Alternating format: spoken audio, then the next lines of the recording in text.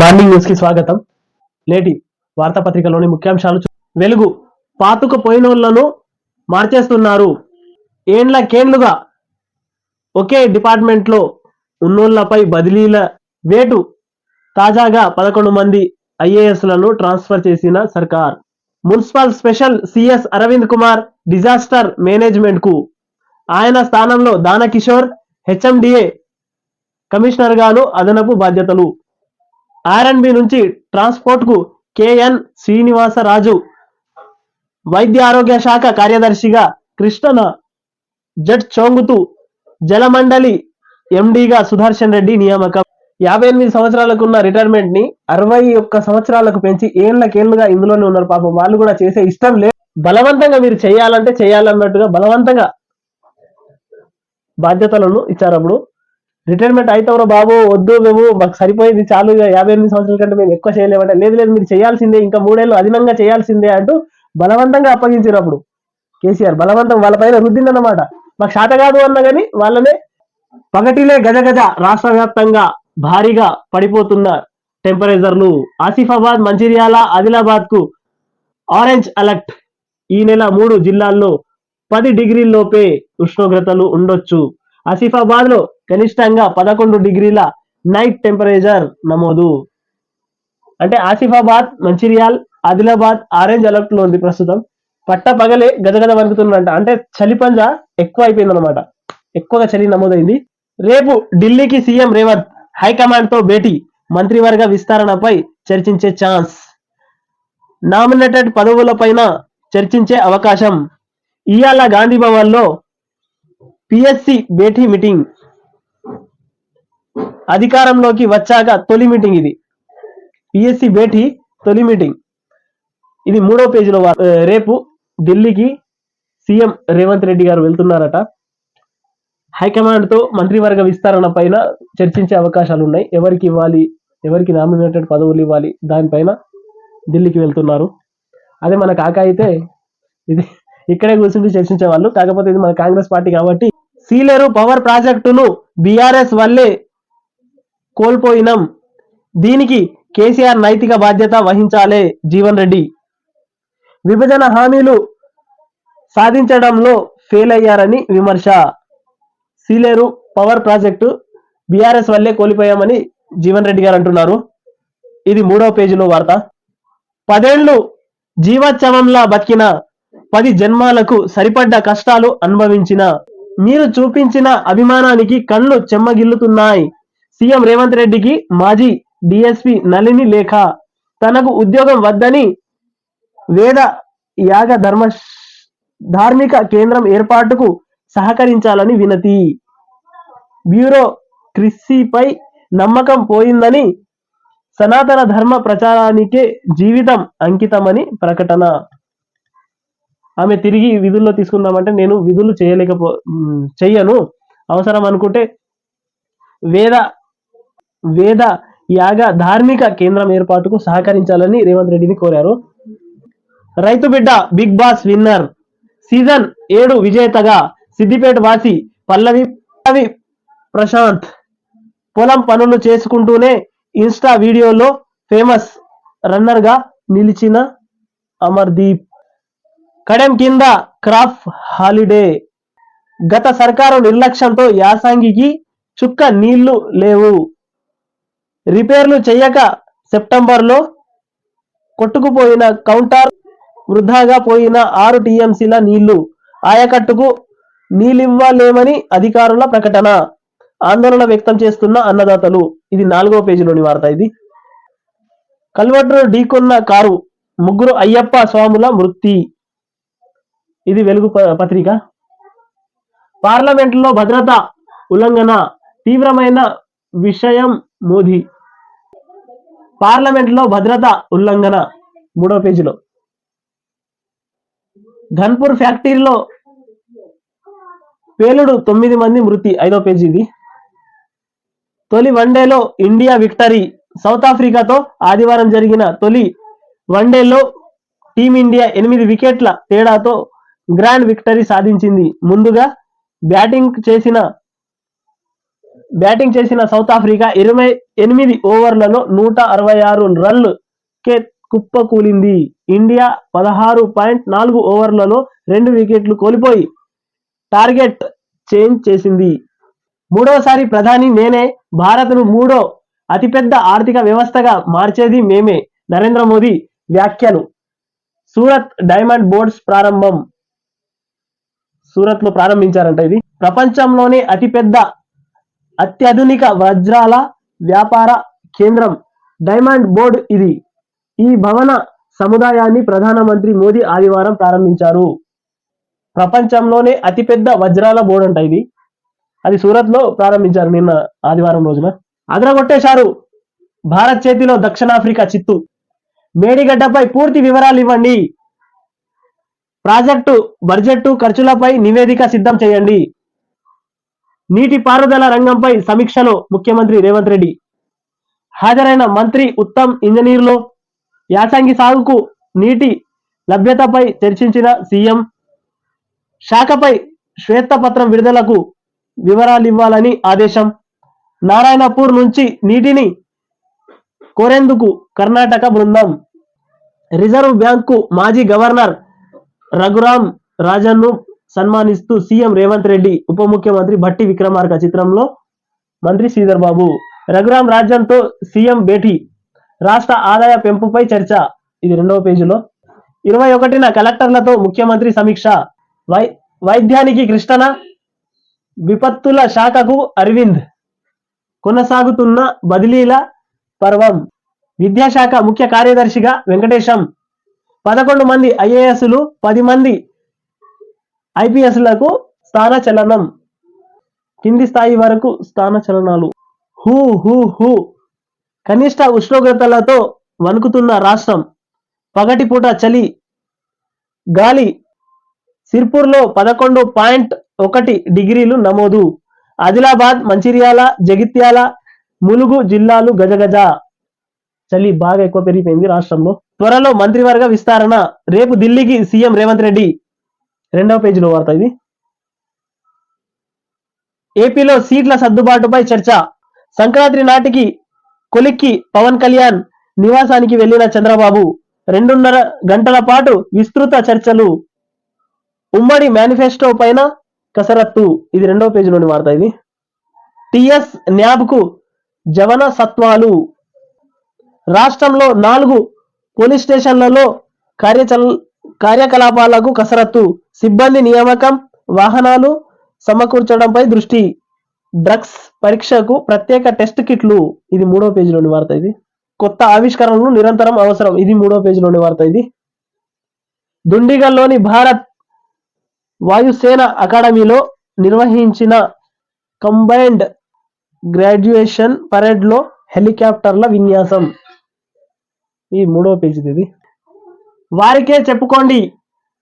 కాళేశ్వరంపై త్వరలో judicial commission. నీటిపారుదల శాఖ ఈఎస్సీలకు సీఎం రేవంత్ రెడ్డి స్పష్టీకరణ. మేడిగడ్డ కుంగుబాటు, అన్నారం బ్యారేజీలపై సమగ్ర నివేదిక ఇవ్వండి. మరమ్మతులపై యూటర్న్ల నేపథ్యంలో ఆర్ఎండ్టీలపై చర్చలు చేపట్టండి. గత సర్కారు హయాంలో కొత్తగా చేపట్టిన ప్రాజెక్టుల ఖర్చు వివరాలు ఇవ్వాలని ఆదేశం. 20న తిరిగి ప్రారంభం కానున్న అసెంబ్లీ సమావేశాల్లో ఈ అంశంపై కీలక ప్రకటనకు ఛాన్స్. నీటిపారుదల శాఖ మంత్రి ఈఎన్సీలతో సీఎం సమీక్ష. గ్రేటర్ హైదరాబాద్ కు తాగునీటి ఇబ్బందులు రాకుండా చూడాలని సూచన. ఆదివారం రాత్రి నీటిపారుదల శాఖ మంత్రి ఉత్తమ్ కుమార్ రెడ్డితో పాటు కలిసి హైదరాబాద్ లోని తన నివాసంలో ఆ శాఖ అధికారులతో సమావేశమైన సీఎం రేవంత్ రెడ్డి. రైతు బంధులో మార్పులు. పరిమితి విధించే అంశంపై వ్యవసాయ శాఖ కసరత్తు. రైతు బంధులు కూడా కొద్దిగా మార్పులు చేర్పులు చేస్తారంట. అంటే ఇప్పుడు 50 ఎకరాలు 20 ఎకరాలు ఉన్న వాళ్ళకు వాళ్ళకేం అవసరం, 5 ఎకరాల లోపు సార్ ఖచ్చితంగా 10 ఎకరాల లోపు ఉన్న రైతులకు మాత్రమే ఇవ్వండి సార్ రైతు బంధు. 10 ఎకరాలు అది టార్గెట్ పెట్టండి. టార్గెట్ పెట్టి 10 ఎకరాల లోపు ఇస్తేనే ఆ రైతు బంధుకు న్యాయం జరిగినట్టు ఉంటుంది. రాష్ట్రంలో 70% పైన మొత్తం 10 ఎకరాల లోపు రైతులే ఉంటారు. 10 ఎకరాలు 5 ఎకరాలు 6 ఎకరాలు 2 ఎకరాలు 3 ఎకరాలు 2 ఎకరాలు 3 ఎకరాలు 5 ఎకరాలే ఎక్కువ ఉంటాయి. కాబట్టి వీళ్ళకి ఇది మంచి ఆలోచన సార్, దీనిపైన దృష్టి పెట్టండి. దుబారా తగ్గాలి, పన్నేతర ఆదాయం పెంచాలి, 2వ పేజీలో ఇది. రాష్ట్ర ప్రభుత్వానికి రిజర్వ్ బ్యాంక్ మాజీ గవర్నర్ రఘురాం రాజన్ సూచనలు. సంక్షేమం అమలులో ఆర్థిక మూలాలు దెబ్బతిన్నొద్దు, అభివృద్ధిపై తిరోగమన ప్రభావం పడొద్దని స్పష్టీకరణ. సీఎం రేవంత్ రెడ్డి, ఉప ముఖ్యమంత్రి భట్టి విక్రమార్క, మంత్రి శ్రీధర్ బాబులు ఉన్నతాధికారులతో భేటీ. ఇది 2వ పేజీలోని వార్త. ఇది మిగతా వార్త 2వ పేజీలో ఉన్నది. 21న కలెక్టర్ల కాన్ఫరెన్స్. ధరణి, రైతు భరోసా, కౌలు రైతుదారుల గుర్తింపు తదితర అంశాలు ఎజెండా. గృహలక్ష్మి పథకం లబ్ధిదారుల ఎంపిక, ప్రజావాణి కార్యక్రమ విస్తరణపై చర్చ. కొత్త ప్రభుత్వం ఆలోచన విధానాన్ని స్పష్టం చేయనున్న సీఎం రేవంత్ రెడ్డి. 2వ పేజీలోని వార్త ఇది. కిటకిటలాడుతున్న ఆర్టీసీ బస్సులు. మహాలక్ష్మి ఎఫెక్ట్తో 40% పెరిగిన ప్రయాణికులు. రోజువారీ సగటు సంఖ్య 28 లక్షలు నుంచి 43 లక్షలకు పెంపు. అసలే పాత బస్సులు కావడంతో అదుపు తప్పే ప్రమాదం ఉందనే ఆందోళన. 2,500 కొత్త బస్సులు అవసరమన్న యంత్రాంగం. నిజంగా సార్, ఆర్టీసీ బస్సులో చాలా సంవత్సరాల నుంచి నడుస్తున్న పాత బస్సులే ఉన్నాయి సార్. వాటిపై దృష్టి పెట్టి 2,500 అంటే 2,500 బస్సులు ఏమో అవసరపడతాయంట. వాటిపైన నా 3వ ఇన్నింగ్స్ పక్కా. దేశాన్ని $10 ట్రిలియన్ ప్రపంచంలోనే 3వ అతిపెద్ద ఆర్థిక వ్యవస్థగా మారుస్తాం. ప్రపంచంలో బలమైన బ్రాండ్గా make in India. Surat diamond bourse ప్రారంభోత్సవంలో ప్రధానమంత్రి మోడీ స్పష్టీకరణ. ఇది 6వ పేజీలోని వార్త. పురపాలికల్లో మోగుతున్న అవిశ్వాస ఘంట. పలువురు మేయర్లు, మున్సిపల్ చైర్మన్లపై బీఆర్ఎస్ లోనే అసంతృప్తి. గతంలోనే 34 మున్సిపాలిటీల్లో అవిశ్వాస. బీఆర్ఎస్ అధిష్టానం నచ్చజెప్పడంతో నిలిచిన అవిశ్వాసాలు. కొత్త సర్కార్ కొలువుదీరడంతో అసమ్మతి వర్గంలో కొత్త ఊపు. కలిసి వస్తున్న కాంగ్రెస్ సభ్యులు. 5వ పేజీలోని వార్త ఇది. ఇటు అభివృద్ధి, అటు పేదరికం. ఒకవైపు అభివృద్ధి, అపార అవకాశాలు ఉన్న నగరాలు, గ్రామాలు, పౌష్టిక ఆహార రోడ్డు ఉండేందుకు ఇల్లు లేని ప్రాంతాలు.